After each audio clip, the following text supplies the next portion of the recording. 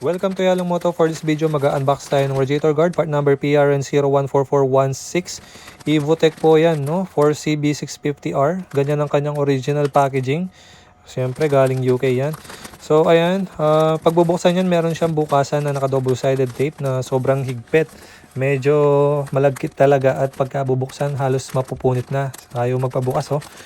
So, ayan. Pagka nabuksan nyo yan, dapat meron kayong makikitang apat na item. So, tatlong nakabalot pa.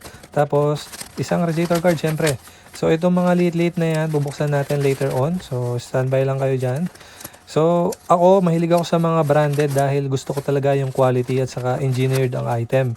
Ayoko dun sa mga counterfeit o yung mga China copy, no? Kasi, sayang naman. Kumbaga, bumili ka ng mahal na motor tapos i-installan mo ng peke na pyesa. Pero, syempre, kanya-kanyang trip yan. Kung saan ka masaya, dun ka.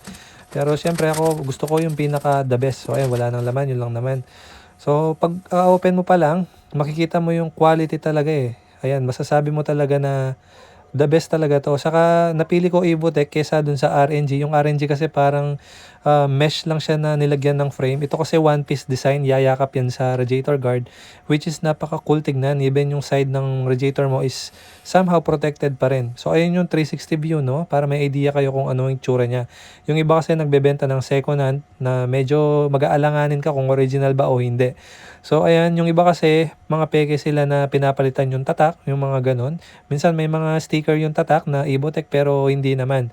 So ganyan talaga yung original at saka yung part number na yan is galing talaga sa official website ng Evotech. So ganon ang tamang pagbili. I-check nyo kung ano yung model ng motor nyo dun sa website nila para makita nyo yung actual part number para sa inyo. So ganyan ang itsura niya, no? Yung taas, yung sa side, saka sa baba. Tapos yung sa harapan naman, no, makikita nyo yung honeycomb na parang ang presko talaga tignan. Hindi naman yan magkukos ng overheat, no? Kasi sabi ko nga, tested yan panigurado. Saka yung paint finish niya, kagaya lang yan ng mga ibang Evotech na pyesa, no? Napaka-smooth at saka napakaganda ng pagkaka-finish. Pati yung branding niya, ayan, no? Kitang-kita nyo, napaka-pulido. Kahit yung pinaka-thinness na kailangan i-print, napaka-pulido, walang palya.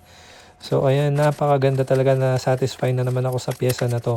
So ayan, buksan natin yung mga tatlong liit-liit. So ito yung number 1.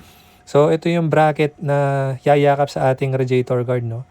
So kung nakikita nyo, yung finish niya is napaka-pulido. Walang pagka-baldness yung pagkaka-coat eh. Yung minsan kasi hindi maiwasan, merong parte na hindi pinturado ng maayos, hindi coated, no. So ito yung pangalawa, bracket din yan. So by the way, yung mga bracket na yan is parehas yung dalawa na yan. Wala namang para sa right or para sa left.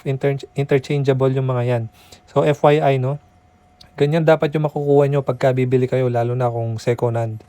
So ayan, at ito yung mga importante din, yung mga late na accessory, dahil dito nakasalalay yung vibration na maririnig nyo. Dahil pagkakulang yan, tendency is magbabibrate at magkukos ng ingay.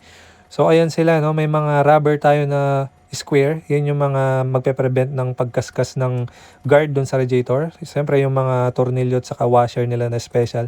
Saka yung bilog-bilog na anim na ilalagay doon sa butas. So ayan yung mga content, no? Yan yung original Evotech na radiator guard for CB650R. Sana nakatulong to. Please like, subscribe or follow. Thank you.